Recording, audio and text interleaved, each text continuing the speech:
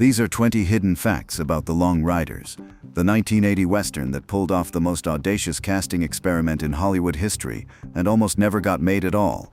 Most people who love this film know the surface story, but what they don't know is the 9-year gauntlet this project survived before a single frame was shot, the personal sacrifices every actor on that poster made just to get it greenlit, and the dozens of strange, brilliant, and occasionally dangerous decisions that shaped every scene you've ever watched. Fact number 1. The whole thing started as a stage play, 9 years before the film released. The seed was planted in 1971, when James and Stacy Keach played the Wright brothers together in a television film, and the moment production wrapped, James had a thought. They had just played the Wright brothers, so why not play the wrong brothers? His exact words: "We've done the Wright brothers. Now let's do the wrong brothers, the James brothers." That single joke launched nearly a decade of development hell. James wrote a folk opera called Brothers, which Stacy helped finance, and the two of them staged it at the Bucks County Playhouse before touring New Jersey schools with it. A reworking into a country musical called The Bandit Kings followed, performed off-Broadway at the Bowery Lane Theater on a budget of $10,000. From that off-Broadway stage to a United Artists feature film took another 7 years, 2 failed studio deals, 1 canceled network miniseries, and a chance encounter in Bora Bora. That's where the story of how this movie actually got made begins. Fact number 2. The project died at NBC because of one executive's promotion. By May of 1978, the project had finally found a home, and that home was NBC, which had agreed to finance a 6-hour miniseries under the title The Bandit Kings. The Keach brothers had their deal. The other families were attached, the financing was confirmed, and it looked like 9 years of work had finally paid off. And then Fred Silverman became president of NBC. New network presidents canceled their predecessors' slates, and Silverman was no exception. The Bandit Kings was gone overnight, no explanation offered, and no appeal available. What happened next says everything about how determined the Keach brothers were. James was filming The Hurricane in Bora Bora shortly after the cancellation, and on that set, he met a producer named Tim Zinnemann, who read the script and believed in it enough to take it to United Artists. The studio said they'd be interested with the right director attached, and that's when George Roy Hill, the man who made Butch Cassidy and the Sundance Kid, was approached and reportedly scoffed at the whole concept. Walter Hill came next, and he said yes before they finished the pitch. Fact number 3. Walter Hill rewrote the entire script without taking a single credit.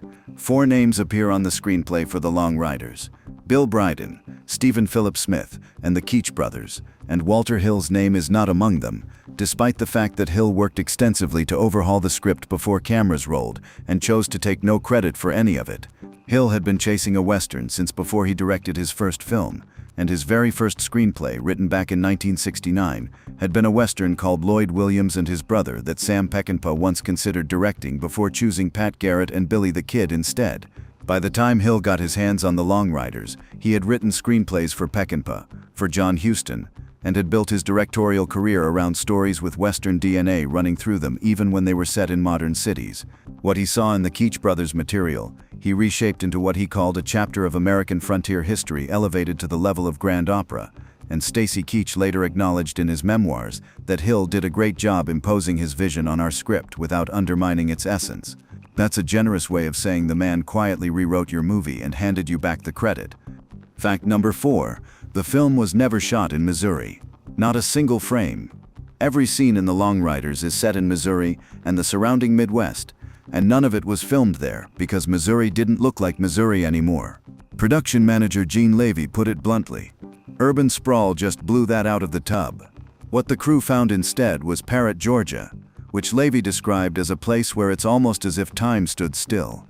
The ravages of the years have not touched the buildings, and it closely resembles Northfield, Minnesota in 1876. Main Street in Leary, Georgia got covered with dirt to bury the asphalt underneath, and storefronts were stripped of decades of commercial signage to pass as 1870s America. Train sequences were shot at the Texas State Railroad in Rusk, Texas, with additional footage from the Sierra Railroad in Tuolumne County, California. The lush green landscapes that give the film its distinctly un-Western visual identity are Georgia standing in for Missouri, and that was entirely by design. Hill was insistent about this from the start. I tried to emphasize that it was a Midwestern story, not a Western story, that they were farm boys, not cowboys. Fact number 5. 3 generations of Carradines were connected to Jesse James on screen. David, Keith, and Robert Carradine are the sons of actor John Carradine, and what most viewers of The Long Riders never realize is that John Carradine himself was cast in this film, and his scenes were cut before release. His credit in the final print reads verbatim, "John Carradine, scenes deleted." That alone would be worth noting, but what makes it genuinely extraordinary is this.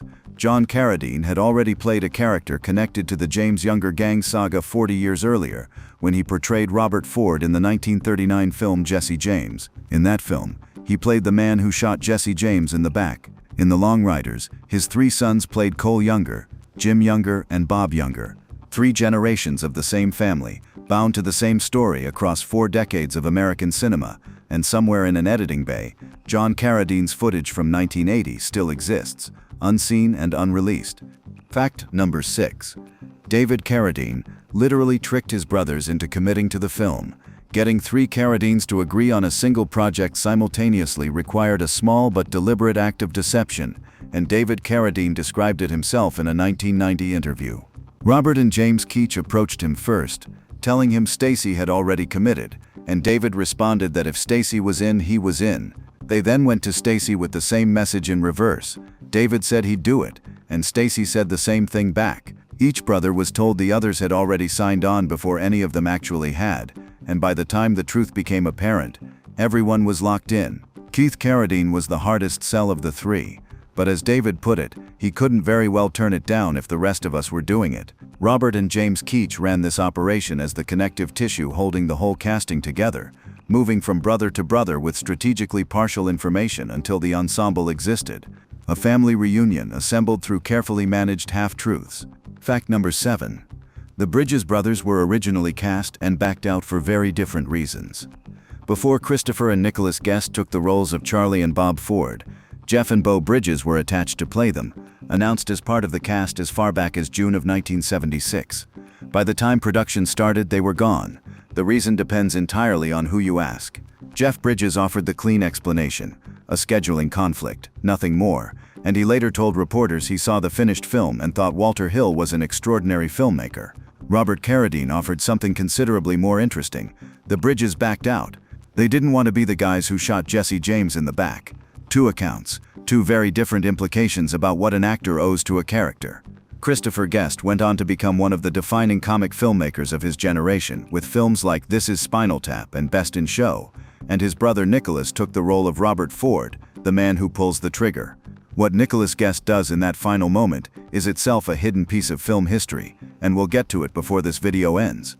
Fact number 8. Every actor on that poster took a pay cut to get the film made. The Long Riders was built on financial sacrifice at every level of its cast. David Carradine, the most commercially valuable of the 3 Carradine brothers, gave up his customary profit participation entirely so all 3 could receive equal shares, which was not a small gesture for a working actor with leverage. The Keach brothers, who had spent nearly a decade developing this material and held executive producer credits on the project, forfeited those executive producer profit percentages when the film ran past its original budget of $7.5 million. The final cost landed somewhere between $8 and $9 million, and the Keaches absorbed that overrun personally rather than allow it to threaten production. Walter Hill noted that many cast members worked at a bargain relative to what the market would have paid them. James Keach described the whole undertaking in 4 words: faith and idealism. For people who had watched this project die at NBC, and nearly die at every major studio before that, no amount of money was worth letting money be the reason it failed. Fact number 9. The horses would only jump through glass once, so a different horse was needed every time. The Northfield raid sequence is one of the most celebrated action scenes in Western film history, and its most visceral visual, horses crashing through storefront glass at full gallop, required a logistical problem to be solved that most viewers never think about. Walter Hill explained it directly. It's a big surprise to the horses, and they'll only do it once. We had to use a different set of horses for the second jump. For 3 weeks before filming, the horses trained to make the jump without glass, building the muscle memory and the confidence to hit the mark cleanly. On the day of filming, the glass went in and every animal's reaction was genuine, uncontrolled shock, exactly what the sequence needed. But that shock could only be captured once per horse, which meant each additional jump required a fresh animal that had never experienced the impact before. What registers on screen as choreographed chaos was actually manufactured spontaneity, achieved by spending that spontaneity one horse at a time, never to be repeated. Fact number 10. Ry Cooder's score was his first ever full film score. Right here is a good moment to subscribe if you haven't already. We're halfway through and the second 10 facts cover what happened when this film actually hit the world. Hit subscribe and stay with us. The Long Riders launched one of the most enduring composer-director partnerships in American cinema, and it did so with a score that was Ry Cooder's first complete work for any feature film, not just his first Western. Cooder built the soundtrack from period authentic Americana, bottleneck slide guitar, bajo sexto, dulcimer, harmonium, banjo, mandolin, fiddle, and harmonium, played alongside David Lindley, Jim Dickinson, and Tom Sauber. And what came out sounded less like a movie score than the actual music those people would have been playing in 1870s Missouri. Cooder described the challenge plainly. You have to sound authentic, but you also have to invent that authenticity. I had to imagine myself in another time, and not think about what was happy, sad, or dangerous to Arnold Schwarzenegger, but what was happy, sad, and dangerous to Jesse James. The soundtrack album came out on Warner Bros. Records, received a Grammy nomination for Best Country Instrumental Performance, and earned Cooder the Los Angeles Film Critics Association Award for Best Music. Walter Hill brought him back for 8 more films after this one, and all of that began with a score Cooder had never attempted anything like before. Fact number 11. Ry Cooder has an uncredited cameo in the film itself. Ry Cooder appears on screen in The Long Riders as a guitar player in a brothel scene, uncredited, unnamed, and unannounced in any promotional material, placed in the background of a scene as simply a musician in the world the characters inhabit. Keith Carradine contributed vocals to the soundtrack, and Robert Carradine played Jew's harp, which meant the musical world of the film and the actors performing in it were genuinely interwoven rather than operating as separate departments. Hill was insistent throughout production that the music function as part of the environment rather than something imposed from outside the story, and having the composer appear on screen as an actual musician living in that world was entirely consistent with that philosophy. Almost nobody who has watched this film noticed Cooder was there. He composed every note you hear, appeared in the film itself, and received no acknowledgement in the credits for either contribution. Fact number 12. The script had a 5th life nobody remembers. It was once a 6-hour NBC miniseries. The NBC chapter of this project's history deserves its own examination, because by May of 1978, this was not a vague development pitch, it was a greenlit, contracted 6-hour television event with the key casting in place, the financing confirmed, and the Keach brothers deal signed. 6 hours of the James Younger gang story, the brothers' casting concept fully intact, ready to go into production. Fred Silverman canceled it in the same sweep that cleared his predecessor's entire development slate.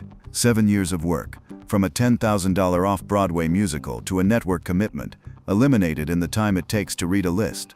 What's almost harder to believe than the cancellation is what the Keach brothers did afterward, because they didn't stop. They took the project back out within months, found Tim Zinnemann in Bora Bora, got to United Artists, and were in production on a feature film within roughly a year of losing the NBC deal. That stubbornness, across 9 years and multiple formats, is the reason this movie exists. Fact number 13.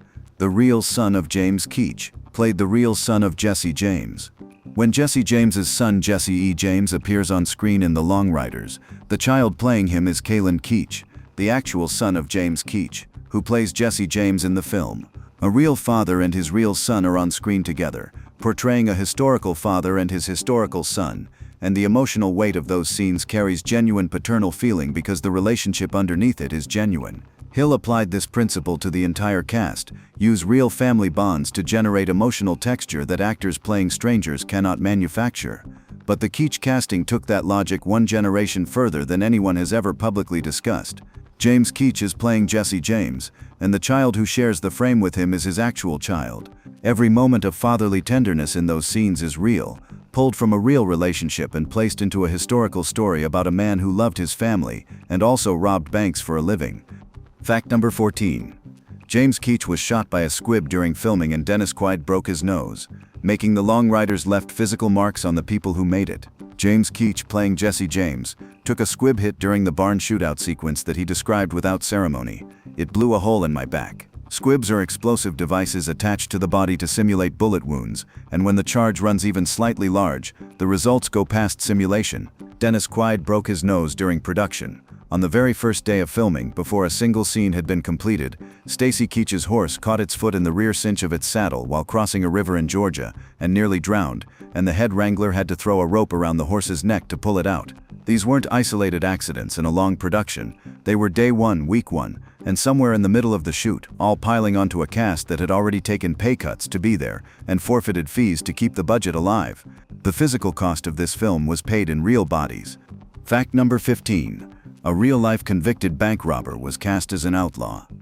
Edward Bunker, who played the gang member Chadwell in The Long Riders, was the only cast member who had actually robbed a bank before appearing in a film about bank robbers.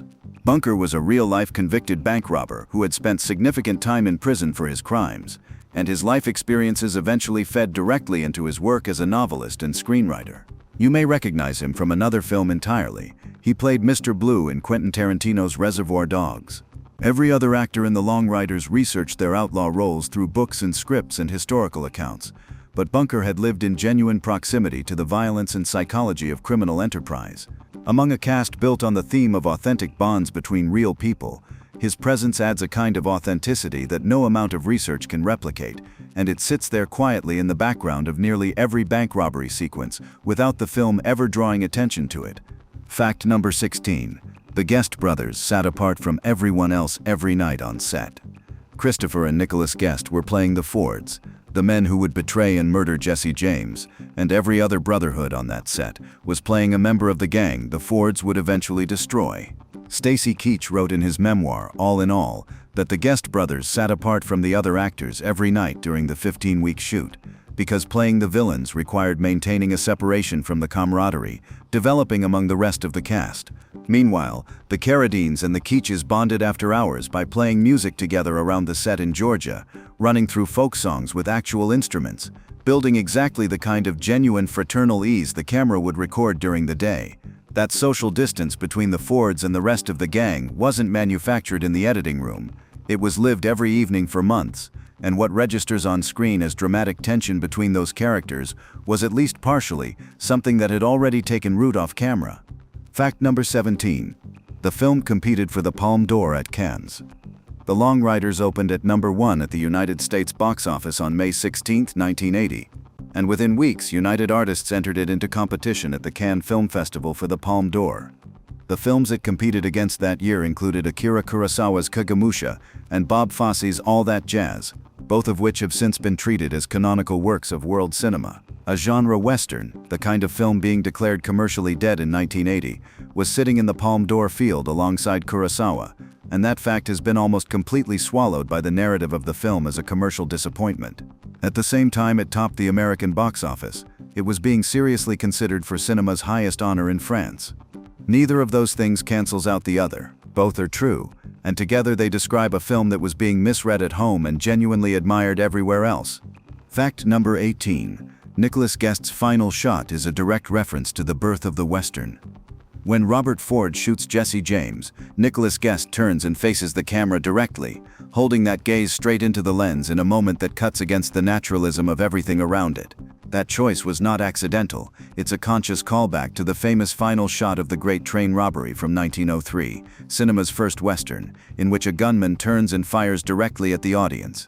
In 1903, that shot announced the arrival of a new genre.